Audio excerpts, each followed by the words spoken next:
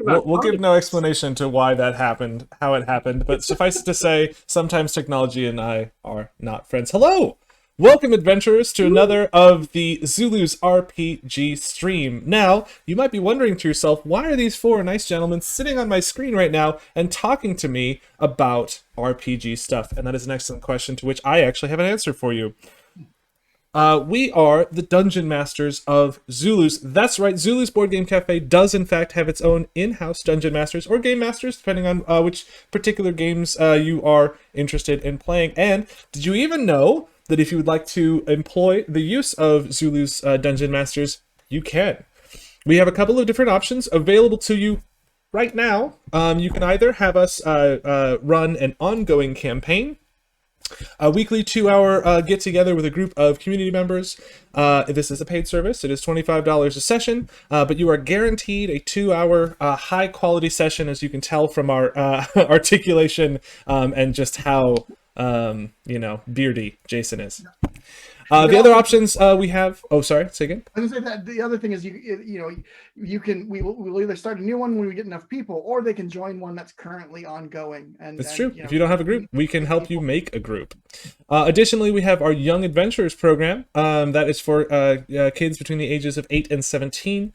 Likewise, we offer games between our 2-hour sessions during the days, weekly, or sometimes more than once a week. I have a group that meets on Wednesdays and Thursdays, which is quite exciting.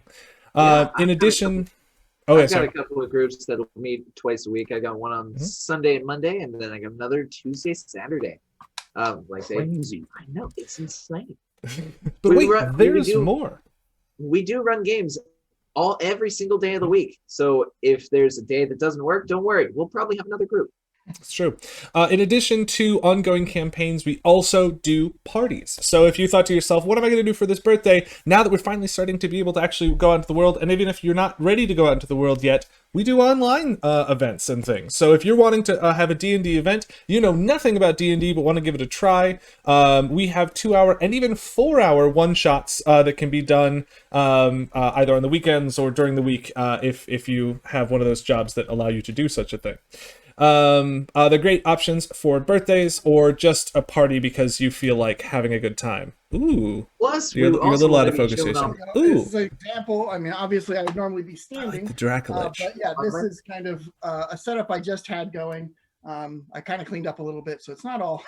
I'll be honest. Most of my setup is drawn on a small grid, but yeah, I like the Dracolich. Is that a blue Dracolich? It is. It's actually from Ravenloft, Strahd, the board game. I painted I painted that. It's from the board game. You can see on the bottom there. It's the Gravestorm Dracolich. It looks like a blue Dracolich, but yeah, that is what it is. So yeah. So see, we'd like to really show off a whole bunch of cool setups. I just cleaned up my setup. I normally use like a green fabric to have like the to show off and be like, yes, you are in a green forest. Here's the greenery. Here's the greenery. But I like to put it away so then I can hang out with Vaughan and not have a whole bunch of things in front of my face. It's true. I set up just a big wall war. Ooh, nice. Yeah, I had a bunch of moving around in giant caves.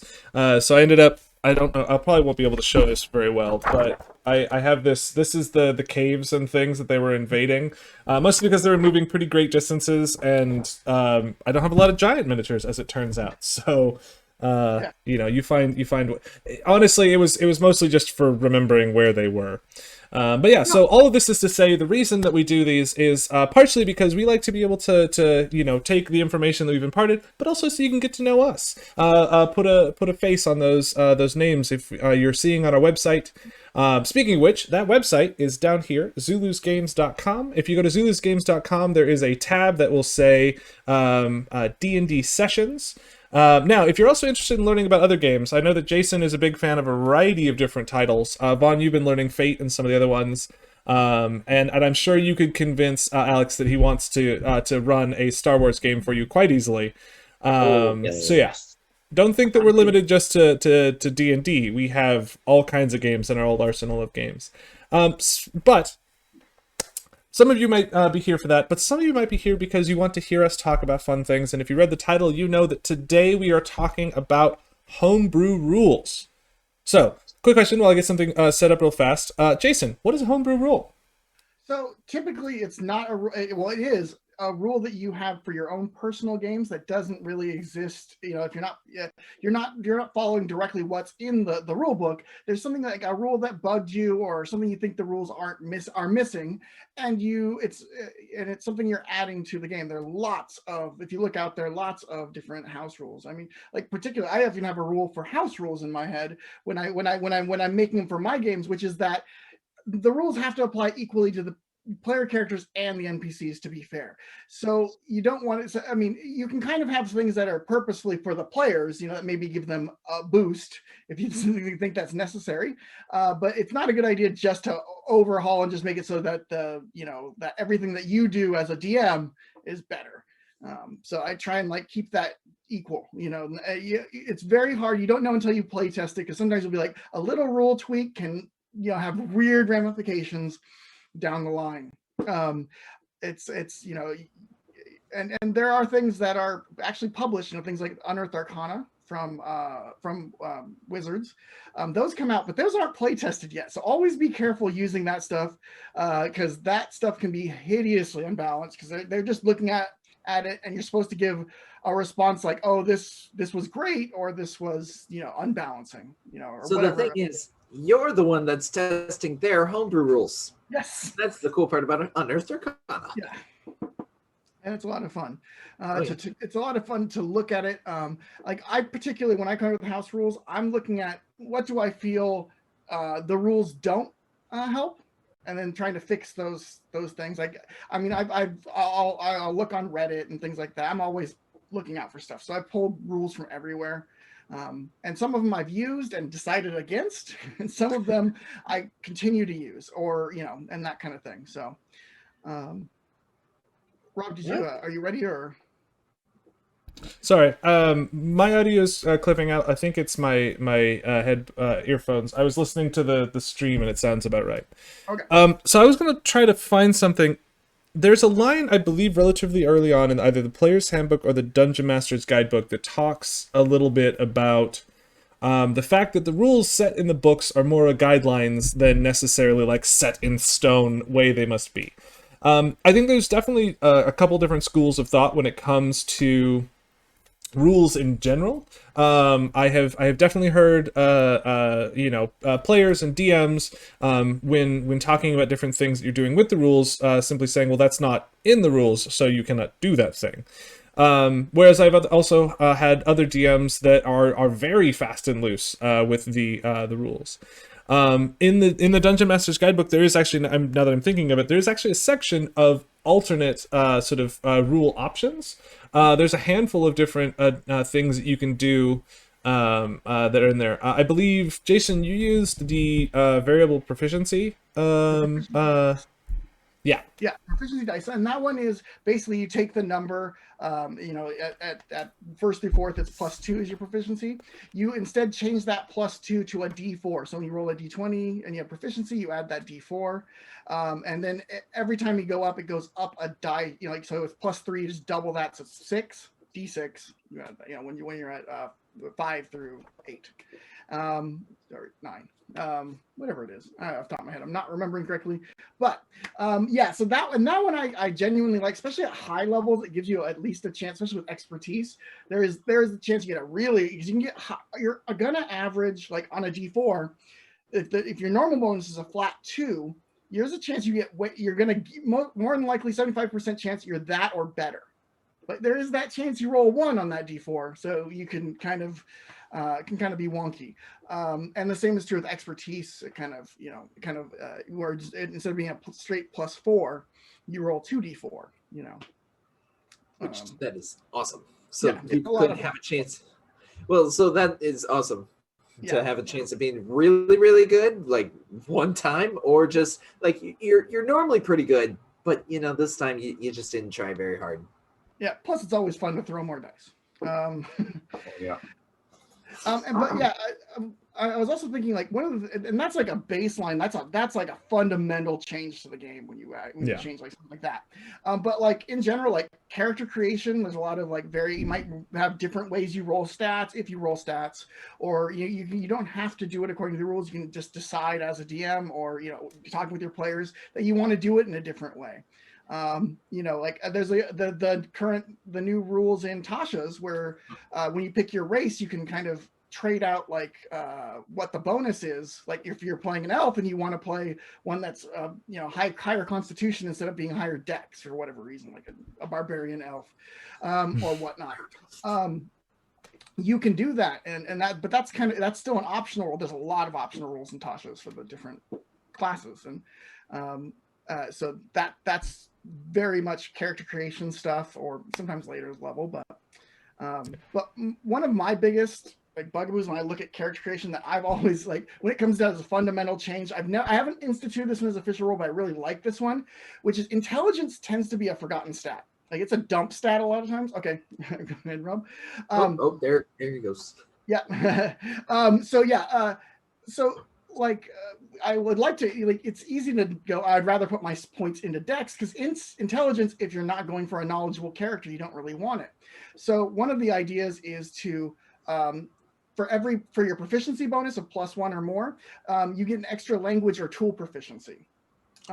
So it kind of adds something. So it kind of might change your mind as to maybe I don't want because to make it more competitive with the other stats. Because only really the primary only the spellcasters of like Eldritch Knight, Arcane Trickster, Wizard.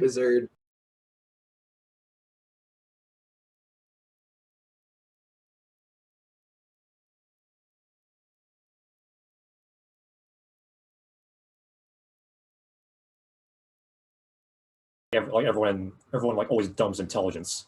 Yeah, right? It's just so useless. But that kind of role, it's like it makes it a lot better. Yeah, like you can. A good idea would probably also find like maybe a homebrew rule that can boost strength up a little bit. So I do actually have one here. So this idea, and I think Alex would like this one, is the idea of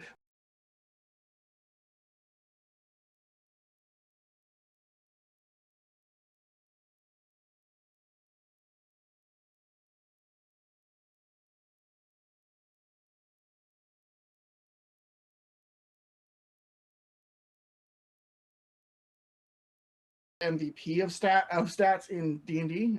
The best skills tend to be Dex and.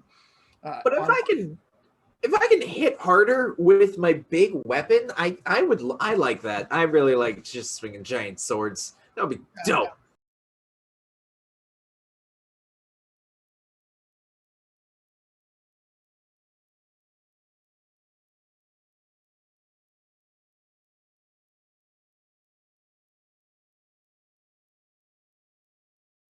Just a sec, guys. I'm having audio troubles. Give me a sec.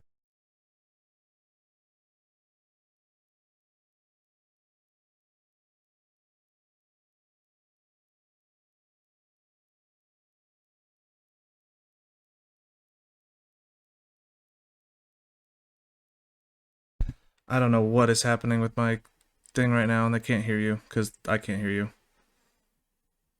Hear us? No, I don't think you can. All right. So, anyways, what I was going to say is I've done this before where you take the Dex and the intelligence modifier for initiative and divide it by 2, rounding up. So the intelligence then becomes a way of getting a higher initiative, which makes but if your character's dumb, they're going to be slower, which is going to, although that specific rule change does necessitate you looking at the monster manual and changing it a bit. Because they're all based off of Dex. You have to you can eyeball it or have a chart for what Dex and intelligence bonuses are divided by 2. It's pretty simple math though. So, yeah. On the topic of strength, I constantly hear mixed opinions about the variant encumbrance rules. Oh yeah. Does that add so much more bookwork? But does make things more like realistic-ish? I've heard of a version where instead of doing you instead of doing more, it's more like an inventory system where you use the actual stat of strength. Like if you have a strength of 17, you then have 17 points of carrying. So like you then assign a certain amount of slots, like our bulk, like that's out of Pathfinder 2e, but that they can then slot in and add it in. So you can have, like, if a great sword is 2 points of bulk, that counts against that much carrying. To make it super simple, I mean, you'd have to, once again, you have to kind of assign a bulk or weightiness to everything. You have to go through like every item in the game. Yeah, and so that's its own thing. And I've tried looking at the encumbrance rules, and it's not fun. That's the biggest issue. The only time I would deal with it is when players want to do something crazy, like cart an entire dragon body off, or Yeah, I bring it up because like that's definitely a way to get strength be more important, because if you have no strength for against encumbrance, you just can't carry anything. Yeah, you carry one sword, and that's it. I play with it quite a bit, and it's pretty difficult sometimes. Yeah. I'm not fond of encumbrance rules in general, but I do get sometimes just like, okay, you're not carrying your entire house on your back. You can't just pick up an RV and just carry it around all throughout the world, trying to fight dragons. I was like when they have a zillion gold pieces and are just like, yep, and it was like, yeah, that's gonna be hard to carry. Especially with your strength of 8 wizard. Well, but then if you're a wizard, you've got like you've got the floating disc spell, so like you can literally just have something else carrying it for you. Theoretically, you have that spell. It's amazing how often that isn't taken. Yeah, that's true. But if you do have those rules, that quickly finds a use.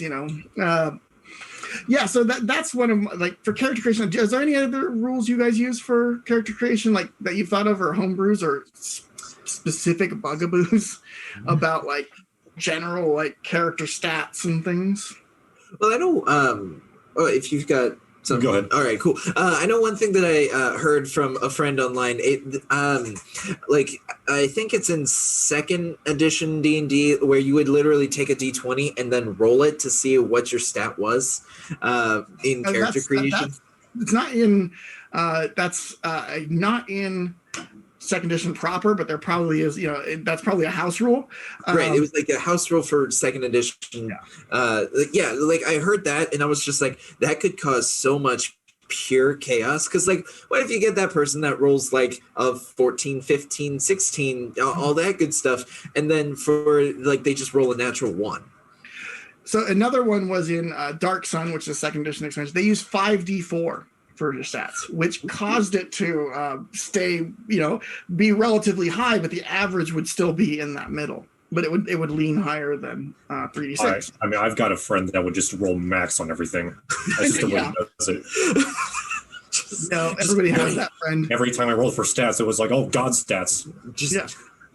And you'd see him roll it. In 5th edition, having all high stats, you are ridiculous. Like, it's I've got no weaknesses.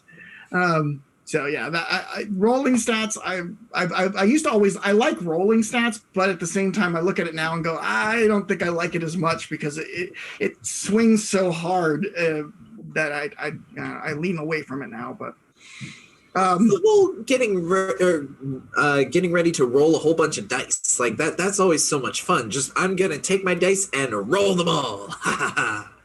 I mean, you could have a house rule where DMs might force your players to put them in order of what you rolled, and that one isn't fun either, because a lot of times you want to make a type of character, and it's like, I do not like playing a dumb character. You're going to end up, that's when you're going to roll 3 on intelligence and have to take it. So that could be. I think you need to talk to your players before instituting a lot of like how the character is created, especially if it takes choice away from players. But yeah, that's always a concern. Yeah. And another one. So another thing that I have an issue with in 5th edition is inspiration. I like inspiration, but I forget to give inspiration out, and players tend to hoard it because you're waiting for that big moment, that payoff moment. So I haven't done it because we've been playing mainly online using D&D Beyond, but stacking inspiration, so they could get like more than 1 point of inspiration. Is rum. So I can't figure out the audio at the same time because, oh, for pity's sake. Let's see. So if I have this, I need to figure out the audio real fast, otherwise I can't talk. So give me 2 shakes to try and figure out how the heck to hear again. My other headphones died. Oh, gotcha. All right. They can't hear you right now. No, they can't. Because the problem was I was playing through the speakers, so the only way that if I had myself unmuted, it'd be a recursive loop. So give me just a moment. So have we been on mute the entire time? No, I've been muted. Yeah. Because gotcha. I couldn't talk. Anyway, let's not worry about that. So we're back. It's good to go. So Jason, you were talking about inspiration. Yep. Yes. So, sorry. Please continue. Oh, I was just saying, stacking initiative. Like I said, if you can get more than 1 point, and you have to, for the DM, it's like have some specific things that trigger giving out inspiration. Like I tend to give out inspiration when players go out of their way, if they're not clerics or their whole thing isn't healing, but if they go out of their way to use their action to use a medicine check to stabilize a character or that kind of thing, I tend to give inspiration for doing that. Or if they in general, or if they come with if they make everybody laugh, you should give an inspiration. It's always good. That kind of thing. Facilitating what you want at the table. If they do that on their own, you should really try and remember to give that inspiration out. That's not a house rule. It's just a thing. It's tricky sometimes to remember that you can hand out inspiration, but I find it kind of annoying when the character that keeps doing the cool thing, they can only have that one and they're not spending it. Yeah. So being able to stack it could be fun. I haven't done it, like I said, like because D&D Beyond doesn't let you have a stacking tracking of it. You have to keep track of it separately, and then the players don't really remember it. So, but in person, that would be a fun one. So on a similar note, one of the things that I learned from Game to Grow at a convention years ago, when conventions still happened, was what I forgot what they called it initially, but what I called it is friendship dice. Which so the concept was, at the beginning of every session, to kind of get everyone warmed up and get ready to go, there would be a question that you would have for the kids. Could be as simple as, what is your favorite color, what is your favorite food, whatever. And that would get you a friendship dice. Now, if you could answer that same question for your character, that would get you a second one. Now, the unique thing about friendship dice is, A, they don't last past the session. So the 2 you got is the only ones you'll have for the session, and then it resets the next one, which is nice. The other thing is, you can't use them for yourself. The only thing you can do is let someone else reroll by using one of your tokens. Which was a delightful sort of thing, because it required them to work together towards a thing. But yeah, so that could be another way to sort of give people inspiration, is to almost have like a session by session sort of temporary inspiration. Again, really like harder to manage when it's not in person and you don't have like physical things you can play with, but yeah, that's I think the key is like in a personal, when you can have a physical object, it makes it, it's there, and so it helps. I know what I do for inspiration a lot is depending on like what the situation is, I'll just give them advantage. Even if they've already got inspiration and they just completely forget, I'll just be like, oh, here's a little bit of some extra inspiration. Oh, you get advantage because you described how you were going to talk to the diplomat very well, instead of like marking it more and more. That actually is one of the other house rules that I have, which is the idea of explaining. The more you go into detail, not more, but if you give a good explanation, instead of just saying I swing my sword, or I tell them I'm going to make a friend, I'm going to make them my friend, and they don't tell you I roll persuasion to make them my friend. If they say how they're going to do it, giving them a bonus, not necessarily advantage, but like a +1 or +2 or whatever. And that, because that helps. I think anything that makes that brings the game and makes it everybody working together is pretty helpful. That, it depends on the group. You can have people who can try and milk that one for way over explaining, and that can slow the game down. If it's like in combat, they want to explain exactly every movement they make. I mean, I'd just say, trying to control that is also an issue, but it can go wrong. Did any of you guys play Exalted back in the day, or at any point? I didn't play that one. That's like the one White Wolf I didn't really play. So Exalted had a fun thing called stunt dice, where it's exactly what you're talking about. If you say, all right, cool, it's my turn, I'm going to attack, and then you roll, it's whatever. But if you're like, I'm going to do a kick off of my companion's shield to get a good spin, bring my weapon down, pulling my weight into it, and then finish it with a spin kick to the side of their head. Be like, cool, that's a stunt dice, or 2 in that case. And you would get to add 2 more D10 because it's a D10 pool. So you get to add some more dice to your pool, and then you get a little bit more of your sort of primary mana that you use for abilities back. So I very much I played that one a lot, so I'm very much used to that whole give a good description, get a small benefit.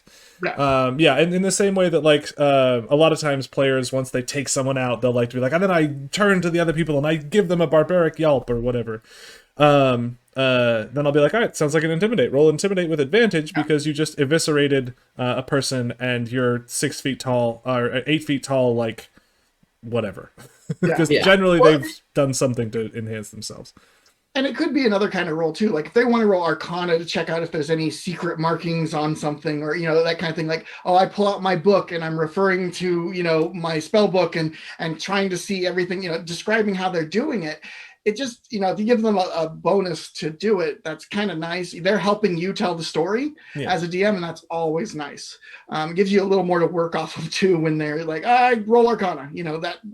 It's fine. It's mechanically sound, but it's not as fun. Yeah. So double-edged sword though is there's that person that's like, oh yeah, my character back in the day did this, that's the other thing. It's like, this is the first I've heard of this, but sure, why not? It's more the ones where you got like, well, I grew up dealing with vampires, so I know everything about vampires. Like, well, probably not. Yeah. Well, I grew up in a... I think explaining why you know something before you've rolled is kind of hard. I think, if you can help, like, with you made a good roll, why did you make that roll? Well, I researcch as a kid in libraries about vampires, so that's why I know. That I think would be more like, I'll give you a point of inspiration for helping me out, because I was kind of stuck as to why you knew that. Yeah. Another one I read about while thinking about house rules. So this one's pretty grim, but I think it sounds like fun, depending on the group. This is the idea that death saves, like, how you can kind of yo-yo, or you go death saves, you come back and you're just back in the fight. And so I read about one where you gain a point of exhaustion when you have to come back. Now, that one could turn into a death spiral real quick. Oh, yeah. But there was another one that I read where you get it at the end of combat. You get 1 point of exhaustion, like the adrenaline wears off, and that having hit that death save gives you that point of exhaustion. So it kind of makes you more wary of losing those last hit points. So the death save thing made me think of another one that I actually really liked. Ironically, or not ironically, I happened to be watching D&D TikToks, which I'll do on occasion.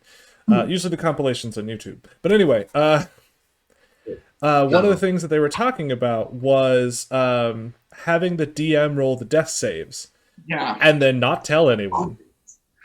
I think I saw that one. I was reading about that one too. That one would build so much more suspense, because I've done that with NPCs. And so that causes the players to not, because you don't know where they're at in those death saves. So they're laying there bleeding. Are they dead? Yeah. I could have made all of my, I rolled natural 20 on the first one, but I'm not going to give that away, because there's no outlier. They're still bleeding out or whatever. And so that gets the characters acting. If they want to save that person, there's a good chance, that they have to move. They don't know, you don't know where they're at. But in the case of doing hidden death saves for players, though, you're going to really need them on board and not get mad at you, because you're going to have to stick with those dice rolls. Yes. Because the second they think that you're, because they might get really angry when their character dies. Because one thing when they roll it and they're frustrated with their dice and they'll chuck those across the room, you don't want them to chuck stuff at you. Yeah. Unless you've got a really high dexterity score, then of course you're able to dodge it. Yeah. Also want to be mindful of pulling punches as well on those death saves. I rolled a 1, but yeah, it's a succeed. Yeah. So, actually, you bring up a really good point, and I was having audio trouble, so I don't know if we mentioned this at the beginning. Did we talk about onboarding players with house rules? No, we didn't. I tend to. That's like my part of my session 0 is always like these are the rules that I use. Yeah. I codify them and like have them there because otherwise it can be confusing. But no, that's super important. Yeah. To let everybody know. And you kind of touched on it a little bit as well, but that idea that the house rules aren't necessarily designed to make your life as a dungeon master easier. I mean, they're not meant to make it so that you're better at killing your players or like winning, I guess, but rather they're ways to sort of change things so that it changes sort of the feel of play. Something as simple as like coin weight. Coin weight is a pretty accepted thing that nobody bothers with because gold is heavy it's very heavy. If he's lead, I guess. Anyway, and you could be carrying hundreds of thousands of gold, and it's fine. It's whatever. Yeah. You don't have to worry about that weight. And that's a house rule. In the same way. Sorry, say again. Just imagine carrying that many nickels. Right, but heavier.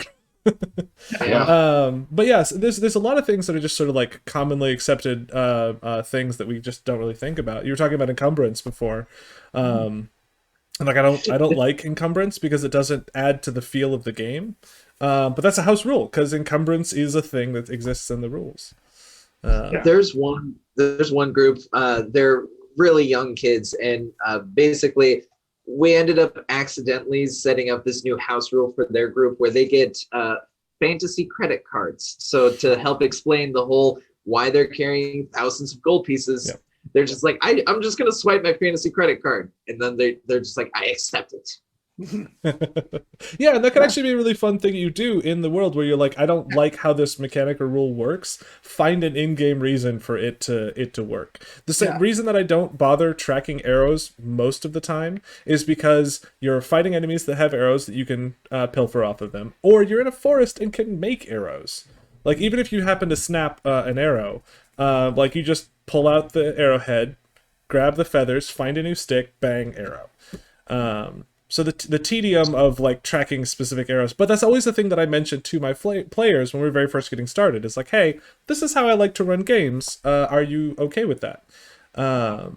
Jason, have you talked about your critical role? No, I haven't brought rule? That up yet. Okay. That one I only use. I don't use it with the kids because they're so used to. I try and do as little different from the main rules, but any of my adult games I use this one, which is my crit is maximum damage on the dice. So like if you hit them with a stick and you roll critical or club, it's a 1d6, so that would be 6, and you roll the d6 as normal for damage plus your strength. So you would get you definitely get full damage and more. It's a guarantee because I there's something so depressing when you do that crit and you roll the 2 1s. Yep. It just every time. Yep. Yeah. And I like that too. But what I warn my players is, do you want to do this? Because we do this, so too does the enemies. Yes. And anytime I get a crit, they're gonna do massive damage. Gets worse as you get higher level, but yes. Yeah. Yeah, that's a big one. There's another one that I read about too that I find interesting, and I can see the argument for it. You can only take the help action if both people are proficient in that ability. Oh. So, yeah, that's an interesting. I really like that rule. Yeah, because you end up with, especially outside of combat, the help action is you just always have advantage if the players are on it. But whereas like if you're gonna help the warrior pick up the heavy item, the low strength wizard, unless he has athletics, he's not really gonna be able to help. I mean, I'm sure you can argue it if you can come out with a good explanation for why, like I don't know, magically helping or knows how leverage works to help that. I would say maybe a better example would be like helping with like maybe an Arcana check. Yeah, Arcana check would be the big one. So like you don't have the barbarian who has the intelligence -1 being able to add a huge or even if he does have an intelligence of 20, if he's never studied magic before, like it'd be like if I tried to help someone with electricity. Like if I tried to go to an electrician and be like, oh yeah, let me help you with that. No, I would get shocked to death. Either it's just not helpful, or like you might get in the way. That might be a problem. So you would impose disadvantage. Yeah. I like the idea a lot. I've never used that one, but I do like that idea for a house rule. And another, I mean, if you guys have something else to say about that one of the other ones that I really like, you have to have the group on board with this one. Have you ever heard of the click for traps house rule? No. Oh, I think so. Yes. Yeah. So like, is it the main idea for the click for trap is that the players will be doing something, and then all of a sudden the DM will say click, and then every player will only have a single round to react or do something, and then after that, or they'll have like a predetermined set, and then after that, everything just happens, and then you continue as normal. Yeah, the plus side of that one. Yeah, the plus side of that one is like you might hear that you say click, and then the player might go, I go prone, you know, that and like, you know, that's great if there's an axe swinging out of the ceiling, but you don't tell them what's going to happen. Yeah. Now that could be a giant pit trap is about to open up, and you don't get to make the save because you jumped into the trap. That kind of thing. It can be a lot of fun. But or you know, I stand stock still, you know, because you know, or whatever. You can just decide, but you know, that's up to you. And I do like the idea of but having that, like, when I say click, you have one round to, you know, one moment to come up with what you're going to say. Yeah. Which, you know, also comes into another thing for speeding up combat. This one's a harder sell, depending on the group. But the idea of literally giving characters a specific amount of time to say what they're going to do on their turn, like 30 seconds. And if they don't do it, they take the dodge action. So you know, but if you do that, one of the rules I did see was to add a minute at the start of every round for them just to talk about what they're going to do. So you can kind of kibitz for that minute, and then like when your turn comes around, you got 30 seconds. Ooh. Yeah, that adds, but that would, I mean, obviously it's harder to do in an online situation, kind of. But having a timer, you know, give them a minute or a minute and a half, let them discuss what they think they're going to do. If you could find a particularly good timer like app or website, and then like using some OBS, like put it like up in the corner here, so that you have like that countdown that starts, and you can just start the countdown, and then it'll be able to just sort of cycle through. The trouble that I run into is that there's a lot of players that have a difficult time sort of focusing on combat. But yeah, definitely the over analysis one. I had that problem the other day. I was playing in a thing, and we had a cave fisher that was going to try and pull us into a pit, and I had a player on a rope, and I was just like, I braced myself. No, I tied to my belt. No, I don't know what I want to do. And I spent all this time deciding what I wanted to do, and my character only has 6 seconds to have the idea and then execute. So yeah. I mean, I think it'd be really interesting, and I also do think it definitely would speed up combat, because there's times where like that analysis paralysis can really crater a session and make it go on forever. Well, and it's a problem is it also feeds on itself, because as soon as one person gets analysis paralysis, the next person's gotten bored, so they're thinking about something else. So then it becomes their turn, and then they're not ready to go, and they're like, what's happening? Where is everyone? And then that causes everyone else on either side to then get more sort of bored, and then combat drags on. Yeah, and imagine being the DM for that. Yeah. So we're saying as players, please pay attention. Yeah, well, one of the other things is like I always like to think like, you may be a wizard with a bunch of spells. I'm running a wizard and a dragon and you know all this stuff, and I got to keep it. You know, I'm trying to keep this moving fast. So like, you can do it, but you've got one character. You know, just try your best. You know, it's I mean it's hard because the faster we go, the more game we get in, type of thing.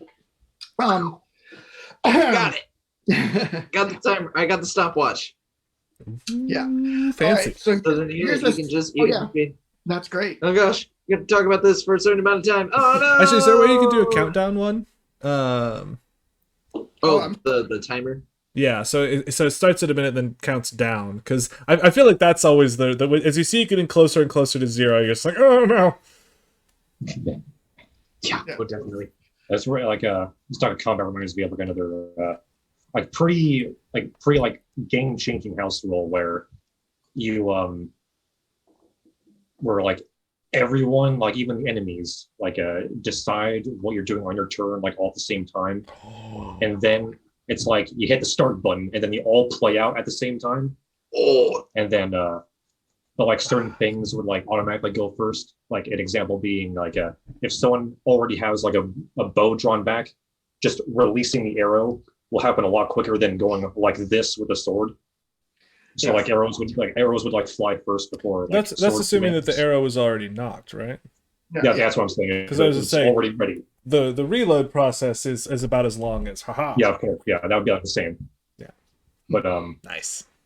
Yeah, and like this way, it's like it would illustrate like the hecticness of combat like a lot better, because like when you're going like one by one with everyone's turns, like let's say the fighter like slashes a goblin, kills it, and then the barbarian like right next to the same goblin is like, all right, that one's dead, so instead I'm going to turn and attack this other one. Well, if you wanted to make sure that like that goblin is dead, like you wouldn't know that the fighter would kill it. So you'd both attack the goblin at the same time.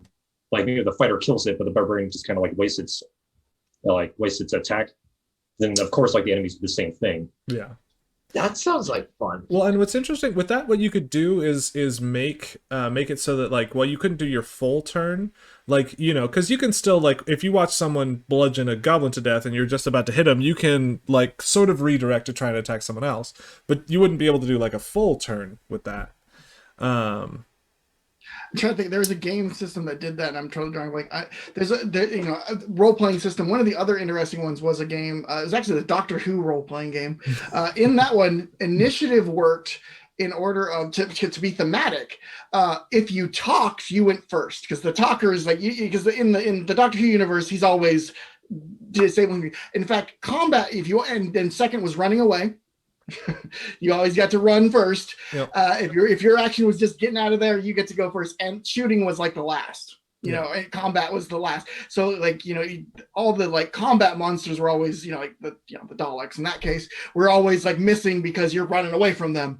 That kind of thing. But that was a thematic change, and that's how initiative worked in that game.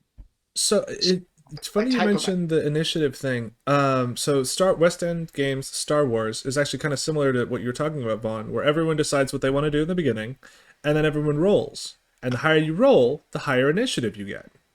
But what's fascinating about that system is also you can do as many actions on a given turn as you want. It just decreases your dice pool every action you take past the first one.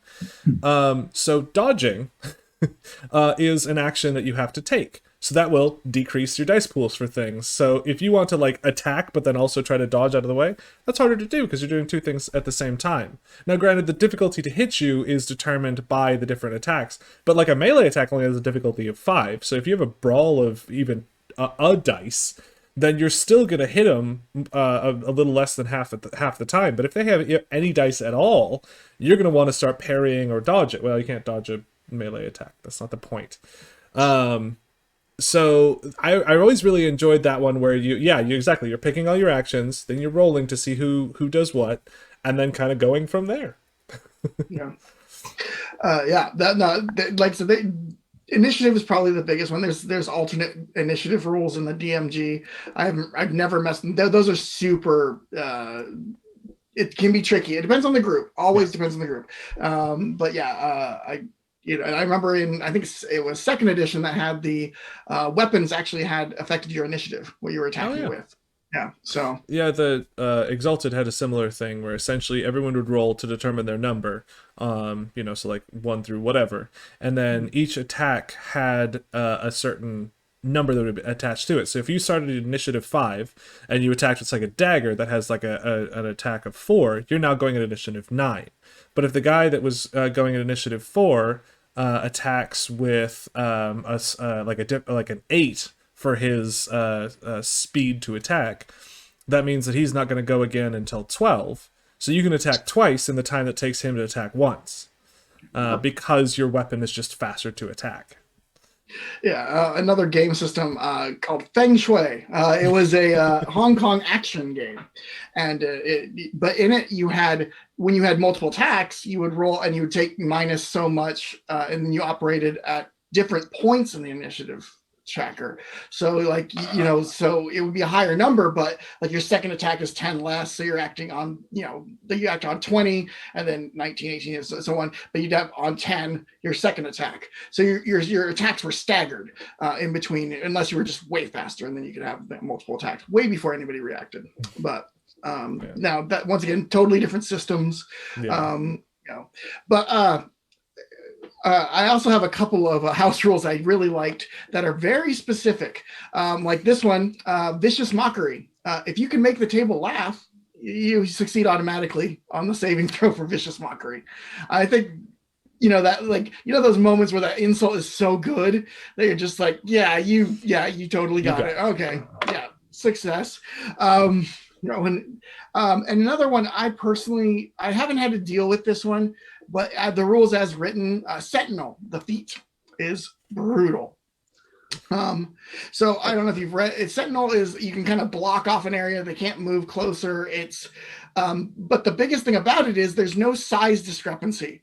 So I would change that for a house rule, making it so that the size differential should be 1. So that way you don't end up with a gnome blocking an ancient dragon from being able to move. Oh, gotcha. Yeah. It's one of those silly rule things that you just go, oh, okay.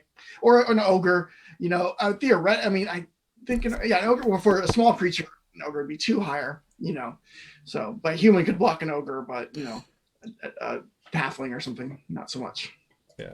Well, and so sorry, we had a comment on Twitch that mentioned that the house rule for automatically or people automatically failing if you can make the party laugh with the vicious mockery. I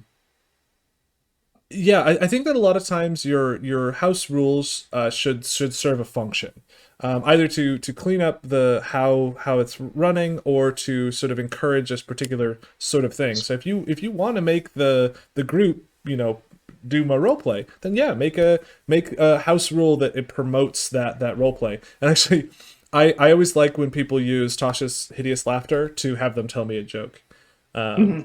Which, it's always hard when you put someone on the spot with a joke, but sometimes I get to hear the random stuff. Because anytime anyone asks me to tell a joke, I will always tell them the muffin joke, because it's my go-to. But not everyone has that, which is a shame. You should always have a joke ready to go. Sorry, there's a tangent. No, that's important. It's important to have a joke on hand at all times. Yeah, especially if you take Tasha's hideous laughter, or any of those like psychic damaging spells and stuff are always fun to have a little go-to barb or something. Yeah. To kind of affect the whoever you're attacking with. Let's see, what else did I have on here? Oh, here's another one that's really common, and to the point of most people play with this rule, but don't realize it's a kind of house rule. It's the potions as a bonus action, drinking a potion. Oh, yeah. So that actually in the rules, it's an action. So it's I tend to do the potions are a bonus action to drink, but administering a potion, like a health potion, to somebody else is an action. Yeah. You're pouring into somebody's mouth that's unconscious or whatever. Yeah, that's an action.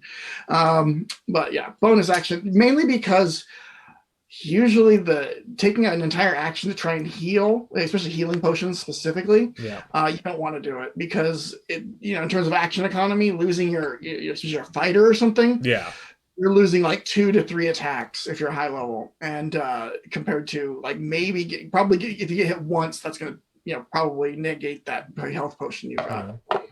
So. Well, and it promotes that sort of strategic play when it comes to playing the game. Like, did your players bother to actually grab those healing potions? Are the players knowing when to use it, kind of thinking about the when combat's kind of getting bad? So yeah, I a lot of times will also do the bonus action. I also have a lot of times players forget about healing potions. So another one that you could do is having like a video gamey type thing where you can have like quick access slots for potions. So only those ones that are right there. Oh, yeah. Are bonus actions, but if more than those 2 on your holster or whatever, you have to dig through your bag, so that's an action. Yeah. Okay. How about one of those like soda hats? Yes, I like that. I have a fighter that almost never attacks. Also, real quick, Sasquatch. We did actually talk about the death saves that only the DM knows, and I love that as a rule. I haven't used it yet, but I'm very very excited to. I think I might with my adult group because they have enough stress. They don't have enough stress as it is. Anyway, I always like the idea of having a fighter with a shield that just has a bunch of pouches on the inside, so that anytime, because I'm constantly with that character, I'm just like, ooh, I want to use the Thunderstone at this point, or a Tanglefoot bag because it's Pathfinder. So having that sort of like shield bandolier, I loved as a concept. No, yeah, it's I actually had I had Sorry, a rogue. Sasquatch was mentioning that bonus action quaffing potions makes brewing them even more viable as an option. True. Yeah, I actually introduced a magic item for a rogue because they wanted to be a more of a go-to. Like their thing was using one-shot potions, but carrying, like you said, the bandolier type thing on the wrist. But it would shrink the potion down to a small vial so that they could quickly have like 6 of them on their arm and just be quickly I'm gaseous forming into the building to rob the place, or spending all their money on potions. But yeah, that's just I called it. It was effectively like a bag of holding, but for potions on. Yeah. That's cool. So I feel like something like hidden within the sleeves should be in there because I like the stuff up the sleeves. So so potions and house rules. One of the things that a lot of times will happen is particularly interesting monsters that the players will fight, and then sometimes afterwards they're like, "What can I harvest from this thing?" And what I've started trying to do is being like, I like the idea of having that where like if they take the time to be like, what can I get out of this monster? But then at the same time, like making magic items takes forever. But like making potions or scrolls could be a relatively quick thing where they'll get part of the effect of the monster for a limited amount of time. The other one, there was a Banderhob. I don't know if you've looked at Banderhobs. They're one of my favorite monsters. Their tail does their tongue does necromancy damage. And so he's like, I want his tongue. And so he harvested it. And I was like, cool. This is a 3-shot. You have 3 attacks with this before because it's a tongue. It can't get hit a lot. But essentially he was like, I'm going to swing this as a weapon. I'm like, cool. If you hit someone, they're going to take the 3d6 necrotic damage. Loving the visual here. Yeah, right? There's just this, well, it was funny too, because I was like, if you're proficient with whips, I would 100% let you, because I would reach and finesse, forget about it. But he ended up being proficient with clubs, and so he was just like, I'll sort of like wrap it around a stick and turn it to like a Nobunaga that necromances necrotic damages people. And so things that are a little bit more finite in use, I think, can be a really good way to let, because like it's one of those things where like you don't want to always let a player have this like awesome necrotic weapon, but like a couple swings for a necrotic could be kind of fun. Yeah, that's another one in 5th edition. A lot of the magic items that used to be that would wear out, you only had a certain number of charges, they regenerate. So you can't really easily get rid of magic items for players, the big ones. But I'll introduce lesser versions, that like a lesser wand that only has X amount of charges. It has some, you have to pay money or go to a specific place to get it recharged. That's a house rule thing. But another one in terms of like looking at like you said, like talking about harvesting, because I had players that would just like, all right, we fought a shambling man. I'm going to take some of the vines and we're going to take it with us. And it's like, okay. And they end up with all this stuff, like just weird little harvestings from everything they fought. And so I introduced an NPC that was kind of a witch, like an herbal witch that could turn that stuff into potions for them for a fee. So they would get 1-shot items, but they still had to pay money, and or they could sell it to her and she would pay them money for the weird things they found. So speaking of shambling mounds, I actually had a group of players where they were still getting they were still sort of new to the concept of like D&D monsters, or at least for some reason I was able to describe a shambling mound and they weren't able to pick up that it was a shambling mound. They were just like, what is this mushroom monster? What is this monster made of vines? It has mushrooms sticking out of its head. And so then they ended up defeating it. But there was this like core or something. So they picked up the core and they were just like, can we plant it? I'm like, sure, go for it. So they planted the core And then a little fun secret is that that core actually turned into another shambling mound, but they just kind of abandoned it, so it's gonna go eat them again. They defeated it and then it came back. Yeah, they could have been friends. They with brought it back. Yeah, they brought it back though.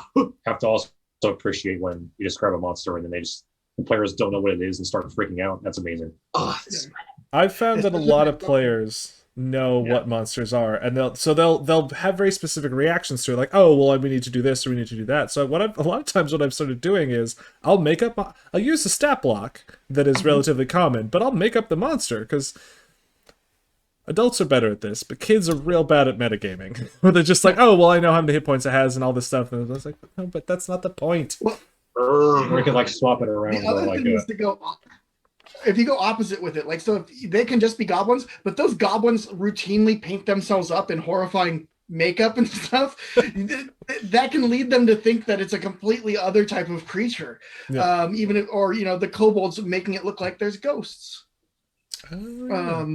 There's always that kind of thing. As long as because like that's using, you might instantly recognize a kobold. Well, kobolds are harder because they hide a lot, but you instantly recognize like a chimera, or whatever you pronounce it. But I always liked chimera. I don't know why. Chimera. I just always mispronounce it. Anyways, you can just describe it slightly differently. Obviously now they have stuff in like Theros and stuff where you have a bunch of different heads and all that. So you can use whatever you want, but it can be fun to how you describe it be a slightly different variation on the same monster. If you describe a zebra centaur, it suddenly seems like a completely different creature when you describe the stripes and stuff like that. In the Dungeon of the Mad Mage, there is a flame skull that is a lightning skull, which completely changes the thing. You just stats, but like replace fireball with lightning bolt. It's other sort of things. It's a lot. I really like that one, especially because it usually comes with a flesh golem, and flesh golems heal with lightning. So it'll line up those lightning bolts to hit the flesh golem as well. It's a brutal fight. I really enjoy it. Yeah. Go ahead. I was going to say.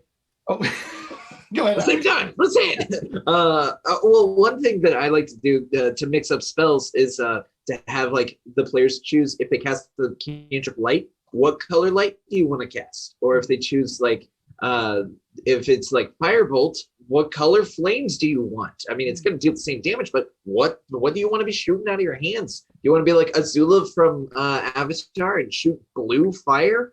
Or do you want to just be like every firebender and shoot orange? It's your choice. Make it sound boring. I know, right? Well, I was just saying, Alex, the flame skull thing. I ran into that where I wanted to use multiple flame skulls. It was a pre-published adventure, and I don't have 3 flame skull minis. I just don't. So I ended up basically using the stat block, but I had like flaming people. And so I just described them as describing the flame, but creating flame bodies for that flame skull. And that explanation also made them not know what it was right away. Ooh. And it was, so, but it was also using what I had, because we're using miniatures, and like, I could have just said, oh, this represents a skull, but I was like, oh, I'll just say that the flames form like a body that floats through the air, It's funny that we were talking about flame skulls and the sort of the macabre, specifically because segues are great. We actually, just today, was the release of Van Richten's Guide to Ravenloft, the most recent book from Wizards. We are going to talk at length about this book next week because it is fantastic. I really dig how they set this one up as far as they go, the domains of dread. I need to get a look at it. Ravenloft is my favorite setting from second edition. There's so much stuff in here, and I love they've been really, really helpful about the way they describe each of the different domains. They'll give the name, they'll give the person who's in charge, because of course there's the sort of leader person. The Dreadlord. Exactly, Dreadlord. That's exactly what they call them. There's also the sort of style of horror. So you've got gothic horror, you've got fantasy horror, you've got disaster horror. Is actually surprisingly common. And then it'll talk about some of the hallmarks, some of the things you expect, and then it goes into more details. None of the domains have more than, I think, 8 pages devoted to any one domain, 8 to 10-ish. But at the same time, just the sheer sort of like the feel and style of it is great at giving you a great foundation to then sort of kick off from. Then they talk a lot about making your own domains and running fantasy horror. So I'm very excited to talk about it next week. Yeah. Now, I'm curious. The original Ravenloft only gave like a page and a half for each domain. So 8 pages is a lot in comparison. Yeah. Yeah. I mean, there's a lot of stuff. I mean, I have a ton of stuff. I mean, I even have the original, like the maps of all the domains of Dread and all that. I kept all that. Of course, I kept all of it because I have too much stuff. But as visible kind of behind me. But yes. So, but yeah, the Ravenloft way up in my top 10. I'm just waiting for that one is a great. We got a little touch of it with Curse of Strahd, because that's one of them, Barovia. Yes. The domains, but yes, and it does talk about Barovia in this stuff. So it takes a nice sort of approach to all of them, kind of treating them with the same sort of amount of information. I haven't got the book yet, but I will get it very soon. And Sasquatch, we are very glad that you're here. If you would like to watch any of our previous episodes, we actually every Tuesday from 6:30 to 7:30 talk all kinds of fun D&D stuff. So if you go to Zulu's Games is the YouTube channel, and then if you go to the Zulu's Games Facebook, we have a backlog of all these where we talk about just about every darn thing. Additionally, if you'd like to have us run a one-shot to kind of help you get a better feel for the game, help you with some tips. Get a feel for those one-shot, or get a feel for those homebrew rules or house rules that we were talking about. Exactly. That is the thing that we also have. So if you have any questions, feel free to send us an email at zulusdnd@gmail.com. Or if you go to Zulu's Games, go to the community page. There's a little link to head to the Discord. You can hop on there, opt into the D&D stuff, and then you can, if you employees, we'll all hear about it. We are unfortunately at the end of our time. Jason, it looks like you had one more for us. Oh no! I just moved my pad. He's just showing off his notes. That's all. Exactly. That's what he's doing. So, thank you everyone for joining us. Stay safe out there. We'll see you next week to talk about Ravenloft and all the fun there. So all the spookies. Yeah. All right. Bye. Hi everyone. Bye.